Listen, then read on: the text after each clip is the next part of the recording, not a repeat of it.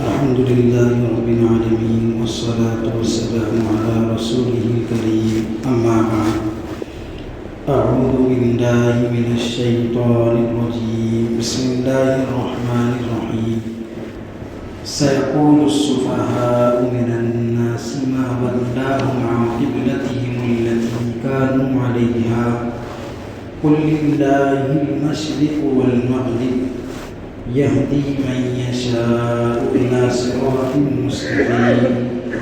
وكذلك جعلناكم أمة وسطا لتكونوا شهداء على الناس ويكون الرسول عليكم شهيدا وما جعلنا القبلة التي كنت عليها إلا لنعلم من يتبع الرسول ممن ينقلب على عقبيه وإن كانت لكبيرة إلا على الذين هدى الله وما كان الله ليضيع إيمانكم إن الله بالناس لرؤوف رحيم صدق الله العلي العظيم وصدق رسوله النبي الكريم ونحن على ذلك من الشاهدين والشاكرين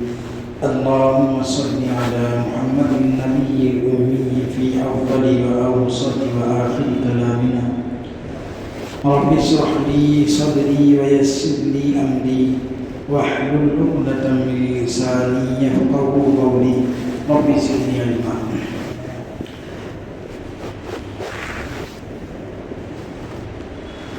سورہ بقرہ پارے 2 کا آغاز ہو رہا ہے. پارے 1 مکمل ہو چکا ہے اللہ کے فضل سے. پارے 2 کی شروع کے 2 رکوع میں اللہ رب العزت قبلے کے بارے میں بیان فرماتے ہیں اور اس کے اوپر پیش آنے والے مسائل کے بارے میں بیان فرماتے ہیں. ابتدا میں جب آپ صلی اللہ علیہ وسلم پر جب آپ کو نماز کا حکم ہوا اللہ رب العزت کی طرف سے، جب آپ کو نماز پڑھنے کا حکم ہوا تو آپ صلی اللہ علیہ وسلم ان مسائل میں جن میں اللہ رب العزت کی طرف سے کوئی واضح پیغام نہیں آ جاتا، وحی کے ذریعے سے اللہ رب العزت کی جانب سے کوئی واضح پیغام نہیں آتا، آپ صلی اللہ علیہ وسلم کا یہ معمول تھا کہ آپ ان مسائل میں اہل کتاب کے طریقوں کی پیروی کرتے تھے، کیونکہ ان کے پاس کتاب کا علم تھا، ان کے پاس کتاب کا علم تھا. مشرکین کے مقابلے میں، مشرکین بت پرست لوگوں کے مقابلے میں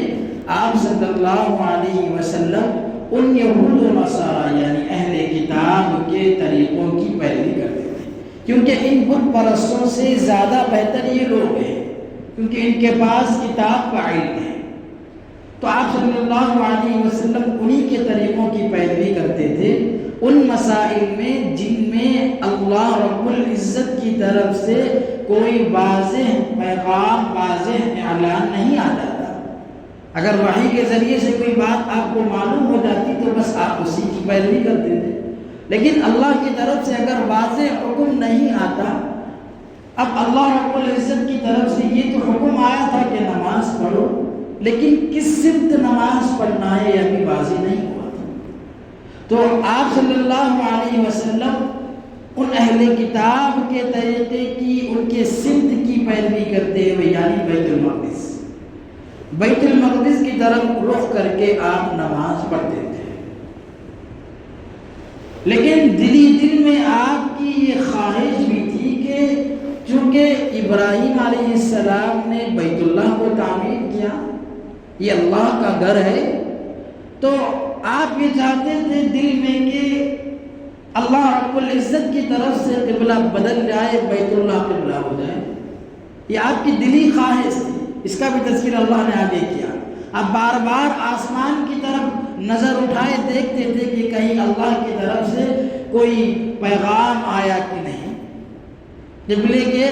بدلنے کے سلسلے میں، سمت کے سلسلے میں اللہ رب العزت کی طرف سے کوئی پیغام آیا کہ نہیں؟ بار بار آپ اپنی نگاہوں کو آسمان کی طرف دیکھتے تھے، لیکن ابھی چونکہ واضح پیغام نہیں آیا تھا، یا پھر ہو سکتا ہے کہ اللہ رب العزت کی طرف سے یہ حکم تھا کہ ابھی آپ بیت المقدس ہی کی طرف رخ کر کے نماز پڑھو۔ تو جب تک آپ مکہ میں تھے اس وقت تو آپ یہ کرتے تھے کہ اس طریقے سے نماز پڑھتے تھے کہ قبلہ آپ کا بیت المقدس کی طرف بھی ہو جائے اور بیت اللہ کی طرف بھی ہو جائے۔ اس طریقے سے آپ نماز پڑھتے تھے جب تک آپ مکہ میں تھے، لیکن جب آپ مدینہ چلے گئے تو اب دونوں کی طرف رخ کر کے نماز پڑھنا مشکل ہو گیا، تو آپ بیت المقدس ہی کی طرف رخ کر کے نماز پڑھتے تھے۔ تقریباً روایتوں میں آتا ہے کہ 16 یا 17 ماہ آپ نے بیت المقدس کی طرف رخ کر کے نماز پڑھی۔ پھر اللہ رب العزت کی حکمت کا تقاضا یہی تھا کہ اب قبلہ بدلے گا، اب قبلہ بدلے گا، سمت بدلے گی۔ تو اگر یہ سمت بدلے گی، قبلہ بدلے گا، تو اعتراض تو ہونا ہی ہے اہل کتاب کا کہ یہ کیا مسئلہ ہے؟ پہلے بیت المقدس کی طرف رخ کر کے نماز پڑھتے تھے، اب بیت اللہ کی طرف رخ کر رہے ہیں، یہ کون سا دین ہے؟ یہ جو اعتراضات ان کی طرف سے آنے والے تھے اس کو اللہ نے بیان فرما دیا۔ اگر بیت اللہ کو آپ رخ کر کے نماز پڑھتے اس کی طرف، اس کو قبلہ بناتے، تو پھر ان کی طرف سے یہ اعتراض ہوگا۔ اس کا تذکرہ اللہ نے کہا سَيَقُولُ السُّفَهَاءُ إِلَى النَّاسِ مَا وَلَّاهُمْ عَنْ قِبْلَتِهِمُ الَّتِي كَانُوا عَلَيْهَا، کہ بے وقوف لوگ کہیں گے، یعنی وہی اہل کتاب، بے وقوف لوگ یہ کہیں گے کہ وہ کیا چیز ہے جس نے ان مسلمانوں کو ان کے اس قبلے سے پھیرنے پر آمادہ کیا جس پر پہلے تھے۔ یعنی پہلے وہ بیت المقدس کی طرف رخ کر کے نماز پڑھتے تھے، اگر اب قبلہ بدلے گا تو وہ بے وقوف لوگ یہ کہیں گے کہ کس چیز نے انہیں قبلے کے بدلنے پر آمادہ کیا؟ یہ اعتراض وہ کریں گے، اللہ نے نقل کیا ہے۔ تو جب وہ اعتراض یہ کریں گے تو اللہ نے کہا کہ آپ ان سے یہ کہہ دو قُلْ لِلَّهِ الْمَشْرِقُ وَالْمَغْرِبُ، اللہ ہی کے لیے ہے مشرق اور مغرب، مشرق اور مغرب یہ اللہ ہی کے لیے ہے، اللہ جسے چاہتے ہیں سیدھے راستے کی ہدایت دیتے ہیں۔ اب دیکھیے، یہ اصل اس آیت میں بیان کرنا یہ ہے کہ جس بنیاد پر وہ لوگ اعتراض کر رہے ہیں اسی بنیاد کو ختم کرنا ہے۔ تفصیل سمجھیے، تقدس سمت میں نہیں ہے، تقدس اور قابل احترام چیز وہ سمت یا کوئی جگہ نہیں ہے۔ احترام کے قابل چیز اور تقدس اللہ کے حکم میں ہے۔ اللہ کا حکم پہلے تھا بیت المقدس کی طرف رخ کر کے نماز پڑھو، تو اس وقت بھی جب بیت المقدس کی طرف رخ کر کے نماز پڑھ رہے تھے تو اللہ کا حکم تھا، اسی لیے اس بیت المقدس کے اندر تقدس ہوا۔ ایسا نہیں کہ بیت المقدس اس کی ذات کے اندر کوئی تقدس ہے، کسی سمت اور کسی جگہ میں کوئی تقدس نہیں ہوتا ہے، اللہ کے حکم میں ہوتا ہے۔ اس وقت بھی اللہ رب العزت نے بیت المقدس کی طرف رخ کر کے نماز پڑھنے کا جو حکم دیا تھا وہ جگہ اور وہ سمت قابل احترام کیوں تھی؟ اسی لیے کہ اللہ کا حکم تھا۔ پھر اسی اللہ نے قبلہ بدلنے کا حکم دیا، تو اب بجائے بیت المقدس میں تقدس ہونے کے بیت اللہ کے اندر تقدس آ گیا۔ تو ایسا نہیں کہ یہی سمت قابل احترام ہے، اسی کی طرف اگر رخ کر کے نماز پڑھا جائے تو نماز ہوگی، ایسی بات نہیں ہے۔ یہ جو سمت ہوتا ہے، پہلی بات یہ ہے کہ جو سمت اللہ نے بیت اللہ کو ایک متعین کیا ہے وہ اسی لیے کیا کہ بھئی ظاہر سی بات ہے، سوال ہوگا کہ ہر چیز ہر جگہ اللہ موجود ہے، مشرق ہو یا مغرب ہو، یہ ساری چیزیں اللہ ہی کے لیے ہے، تو پھر نماز بھی ہر جگہ اگر جس طرف چاہے رخ کر کے نماز پڑھ لیتے تو نماز صحیح ہو جانی چاہیے، ظاہر سی بات ہے، اعتراض ہوگا۔ لیکن اللہ رب العزت نے اجتماعی عبادات میں یکسوئی کے لیے پوری امت کو ایک قبلے کی طرف جمع کر دیا، یکسوئی کے لیے پوری امت کو ایک قبلے کی طرف جمع کر دیا تاکہ یہ یکسوئی سے ایک ہی طرف رخ کر کے نماز پڑھیں۔ اور وہی دوسری بات کہ اللہ رب العزت کا حکم آ گیا ہے تو بس مان لینا ہے، اللہ رب العزت کے حکم میں تقدس ہے، یہ بات یاد رکھنی چاہیے کہ کسی مقام میں کسی سمت میں کوئی تقدس نہیں ہوتا ہے، اور اس بات کی ہدایت اللہ جسے چاہتے ہیں اسے دیتے ہیں۔ اب درمیان میں ایک آیت اللہ رب العزت لے کر آئے امت محمدیہ کی خصوصیت بتانے کے لیے، وَكَذَلِكَ جَعَلْنَاكُمْ أُمَّةً وَسَطًا، اسی طریقے سے ہم نے اے امت محمدیہ تم کو ایک درمیانی امت بنایا ہے، ایک معتدل امت ہم نے تم کو بنایا ہے۔ یہ امت محمدیہ کی خصوصیت اللہ رب العزت نے بیان کی ہے۔ وسط کے معنی آتے ہیں بیچ، درمیانی حصہ، اور یہ امت معتدل امت ہے کئی طریقوں سے۔ اس امت کو جو شریعت اللہ رب العزت نے دی ہے اس شریعت میں ایسے احکامات ہیں جو بالکل مناسب اور معتدل ہیں۔ یہ امت ایسی نہیں کہ جس طریقے سے بنی اسرائیل نے انبیاء کے ساتھ، یہود نے انبیاء کے ساتھ ان کی توہین کی اور ان کے قتل کرنے پر وہ آمادہ ہو گئے، اور عیسائی لوگ یہ عیسیٰ علیہ السلام کو پیغمبر ماننے کے بجائے اللہ کا درجہ دے چکے تھے۔ تو یہ امت ایسی نہیں، نہ افراد کا شکار ہے نہ تفرید کا شکار ہے۔ اللہ کا حکم جب جیسا آیا انہوں نے مانا۔ قبلے کے بارے میں بھی پہلے اللہ کا حکم تھا بیت المقدس کی طرف رخ کر کے نماز پڑھو، تو اللہ کا حکم تھا، اس لیے وہ لوگ بیت المقدس کی طرف رخ کر کے نماز پڑھنے لگے۔ پھر اللہ کا حکم بدلا، اللہ نے قبلہ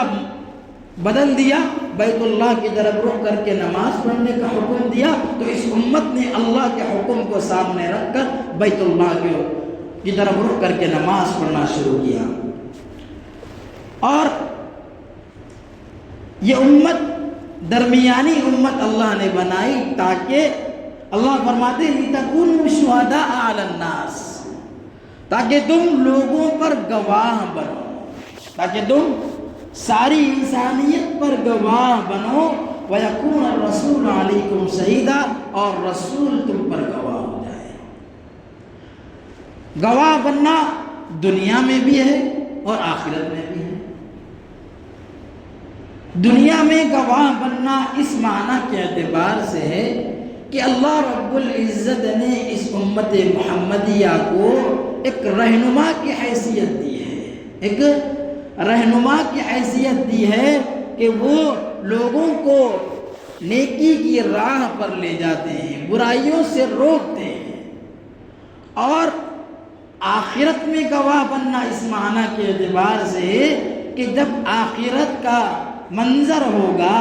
میدان محشر میں سب لوگ جمع ہو جائیں گے، تو گزشتہ جو امتیں تھیں وہ اللہ کے سامنے یہ باتیں کہے گی کہ آپ نے ہمارے پاس جن نبیوں کو بھیجا تھا انہوں نے ہمارے پاس دین کی دعوت نہیں دی ہے، کوئی کتاب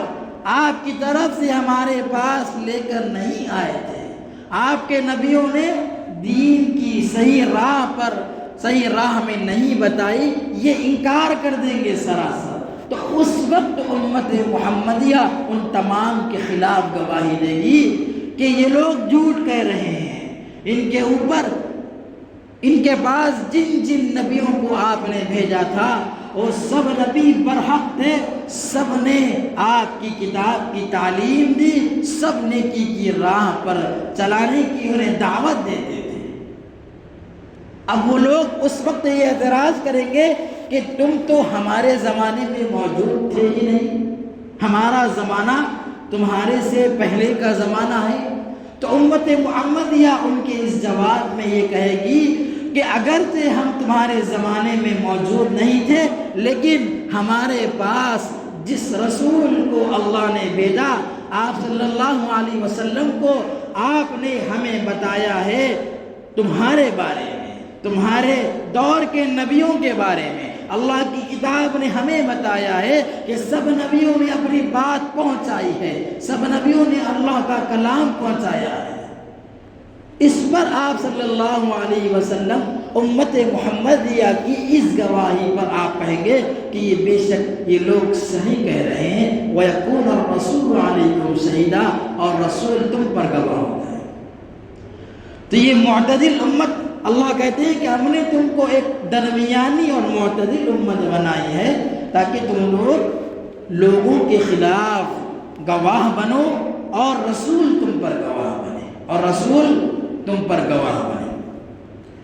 اب یہ جو قبلہ اللہ نے بنایا،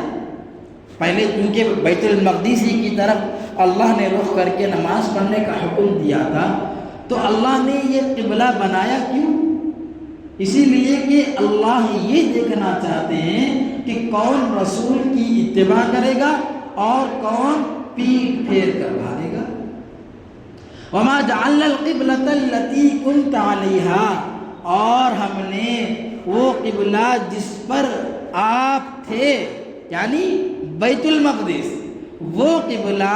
جس پر آپ تھے ہم نے نہیں بنایا مگر اسی لیے کہ لِنَعْلَمَ مَن يَتَّبِعُ الرَّسُولَ مِمَّن يَنقَلِبُ عَلَىٰ عَقِبَيْهِ، تاکہ ہم جان لیں کہ کون رسول کی پیروی کرے گا اور کون پیٹ پھیر کرے گا۔ یہ اللہ رب العزت کو جاننا تھا۔ اب ایک سوال، ایک نقطہ یہاں پر یہ قائم ہوتا ہے کہ قرآن مجید میں کہیں پر بھی یہ موجود نہیں ہے کہ اللہ رب العزت نے بیت المقدس کی طرف رخ کر کے نماز پڑھنے کا حکم دیا۔ اس کا حکم کہیں پر بھی نہیں ہے۔ قرآن مجید میں حکم یہی ہے کہ مسجد حرام کی طرف رخ کر کے نماز پڑھو، لیکن جو بیت المقدس کی طرف رخ کر کے نماز پڑھنے کا حکم تھا وہ کہیں پر بھی نہیں ہے۔ تو پھر اللہ نے یہاں پر یہ کیسے کہا کہ ہم نے بیت المقدس کی طرف رخ کر کے نماز پڑھنے کا جو حکم دیا وہ اسی لیے دیا تاکہ ہم جان لیں کہ کون پیروی کرے گا اور کون پیٹ پھیر کر بھاگے گا۔ اس کا جواب یہی ہے کہ آپ صلی اللہ علیہ وسلم کے پاس وحی کے ذریعے سے جو باتیں آتی تھی وہ دو قسم کی تھی۔ ایک وہ باتیں جن کا تذکرہ قرآن مجید میں موجود ہے، جنہیں وحی متلو کہا جاتا ہے، جنہیں وحی متلو یعنی وہ وحی کی وہ تعلیمات جن کا تذکرہ قرآن میں موجود ہے، اور بعض باتیں وہ ہیں جن کا تذکرہ قرآن میں نہیں ہے، انہیں وحی غیر متلو کہا جاتا ہے۔ آپ صلی اللہ علیہ وسلم کی جتنی بھی تعلیمات ہیں وہ وحی کے ذریعے سے معلوم ہوئی اس میں، لیکن اس کا تذکرہ قرآن مجید میں موجود نہیں ہے، لیکن ماننا اسی طریقے سے ہے جس طریقے سے قرآن مجید کو مانتے ہیں۔ جس طریقے سے قرآن مجید کی آیتیں ہیں، آیتوں کو ماننا ضروری ہے، اسی طریقے سے آپ صلی اللہ علیہ وسلم کی وہ تعلیمات جو وحی کے ذریعے سے آپ کے پاس پہنچی ہے لیکن قرآن میں اس کا ذکر نہیں ہے، اس کو بھی اسی طریقے سے ماننا ہے۔ یہ اللہ نے یہاں پر ایک بات بتائی ہے۔ اب ایک بات یہ بیان فرماتے ہیں کہ اللہ نے اب تک تو جتنے بھی بنی اسرائیل تھے وہ بیت المقدس کی طرف رخ کر کے نماز پڑھتے تھے، تو ایک عادت سی ہو گئی تھی انہیں۔ اب انسان کو جس چیز کی عادت ہو جاتی ہے اس کو چھوڑنا مشکل ہو جاتا ہے۔ وَإِن كَانَتْ لَكَبِيرَةً إِلَّا عَلَى الَّذِينَ هَدَى اللَّهُ، اللہ بیان فرماتے ہیں یہ کام تو سراسر مشکل ہے، لیکن ان لوگوں کے علاوہ جن کو اللہ نے توفیق دی، یعنی جو لوگ یہ جانتے ہیں کہ سمت کے اندر، جگہ کے اندر کوئی چیز، کوئی تقدس رکھا ہوا نہیں ہے، بلکہ اللہ کے حکم کے اندر اصل تقدس ہے، جس کا ایمان یہ ہو اور جس کو اللہ نے اس بات کی سمجھ دے دی ہو، تو وہ اب یہ نہیں سوچے گا کہ قبلہ میرا بیت المقدس ہو یا میرا قبلہ بیت اللہ ہو، کیونکہ حکم اللہ کا ہے، یہ دیکھے گا۔ اور اس امت کی یہی خاصیت ہے، اسی لیے اللہ نے امت محمدیہ کو معتدل امت قرار دیا ہے کہ اللہ کا حکم جیسا ہی آتا ہے وہ اس کی طرف، اس کی پیروی کرنے لگتی ہے۔ اگرچہ کہ پہلے آپ کیا کرتے تھے، سوال وہ نہیں ہے، سوال یہ ہے کہ حکم کس نے دیا ہے اور کس چیز کا دیا ہے۔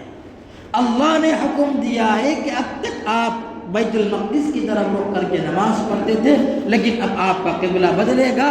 تو یہ حکم شاق انہی لوگوں پر ہوگا جو ایمان نہیں لاتے ہیں، یا پھر جن کا ایمان کمزور ہوتا ہے، اور جن کو اللہ نے صحیح بات کی ہدایت دے دی ہو، ان کے اوپر یہ بات ہرگز شاق نہیں ہوگی۔ وَمَا كَانَ اللَّهُ لِيُضِيعَ إِيمَانَكُمْ، اور اللہ تمہارے ایمان کو ضائع نہیں کرے گا۔ دیکھیے، تمہارے ایمان کو اللہ ضائع نہیں کرے گا، یعنی جو تم لوگ اپنی قربانی دے رہے ہو، تم لوگ جو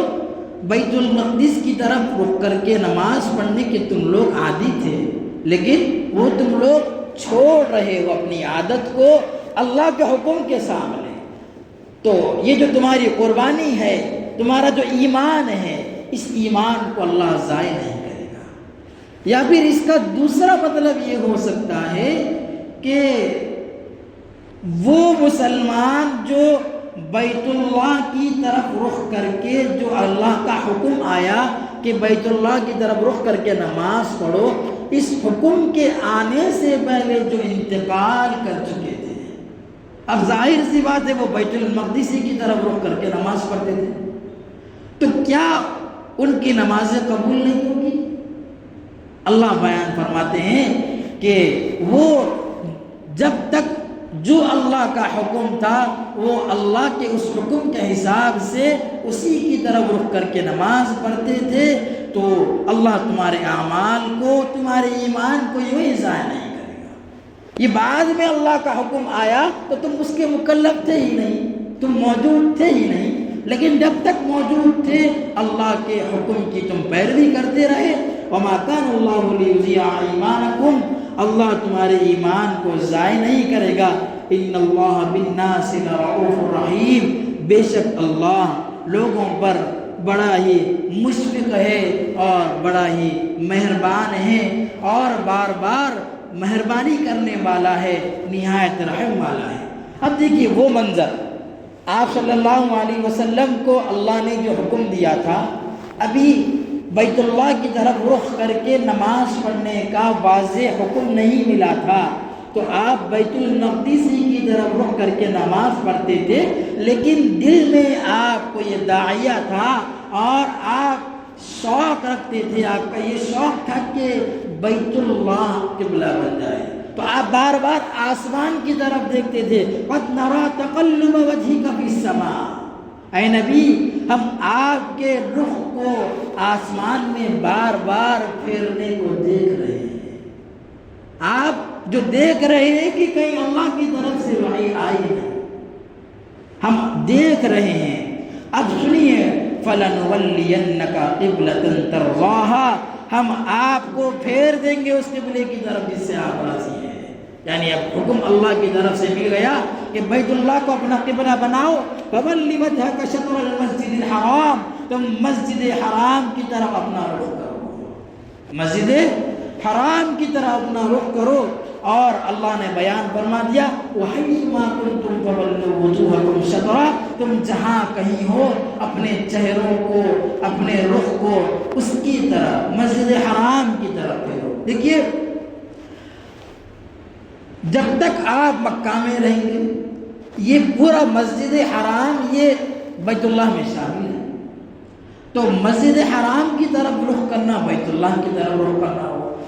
جب تک آپ کعبہ میں رہیں گے، مکہ میں رہیں گے، تو ظاہر سی بات ہے اس کی طرف رخ کرنا آسان ہوگا آپ کے لیے۔ لیکن آپ دور چلے جائیں گے، مکہ میں آپ نہیں رہیں گے، تو اللہ نے اسی لیے بیان فرمایا کہ بعینہ اس کو اپنا قبلہ بناؤ، یہ نہیں کہا شطرہ اس کو اپنی سمت بناؤ، اس کو اپنی سمت بناؤ، تم جہاں کہیں ہو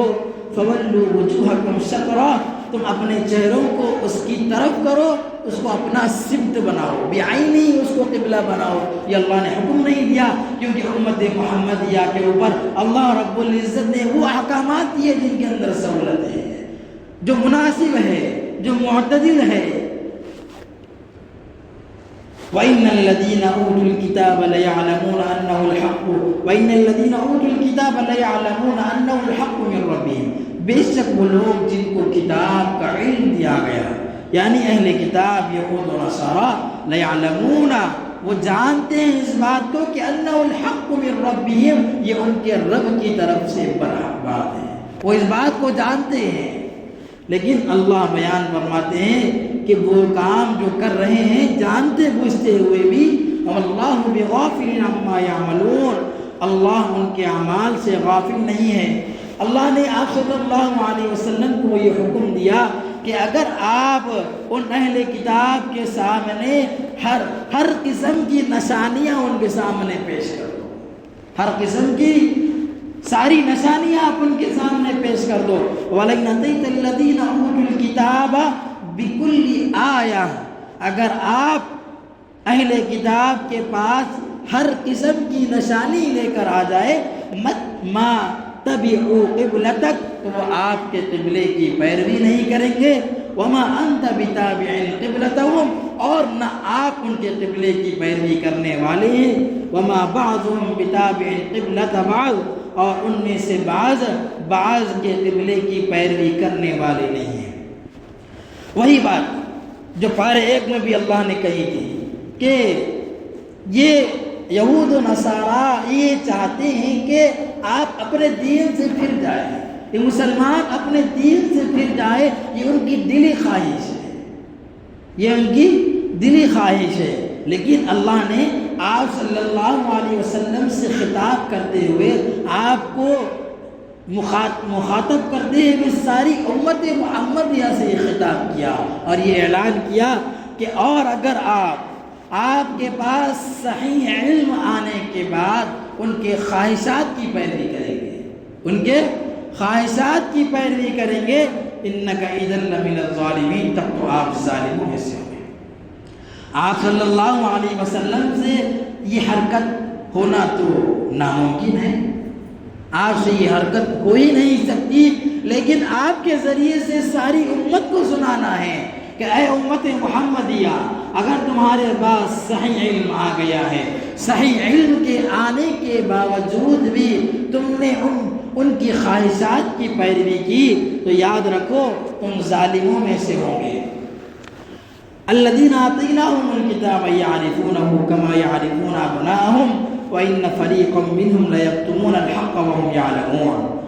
اہل کتاب وہ لوگ جن کو ہم نے کتاب دی ہے وہ اس کو جانتے ہیں یا پھر ان کو، اس میں دونوں چیزیں ہیں، آپ صلی اللہ علیہ وسلم کو پہچانتے ہیں یا پھر اس قبلے کی جو سمت ہے ایک قبلہ بدلے گا اس کو جانتے ہیں۔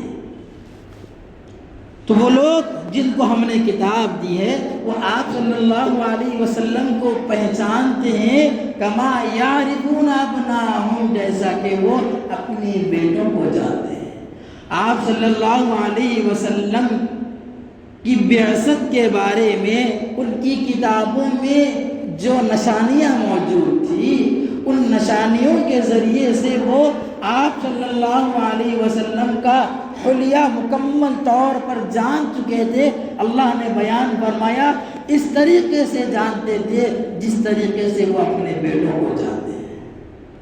لیکن اس کے باوجود بھی انکار کرنا یہ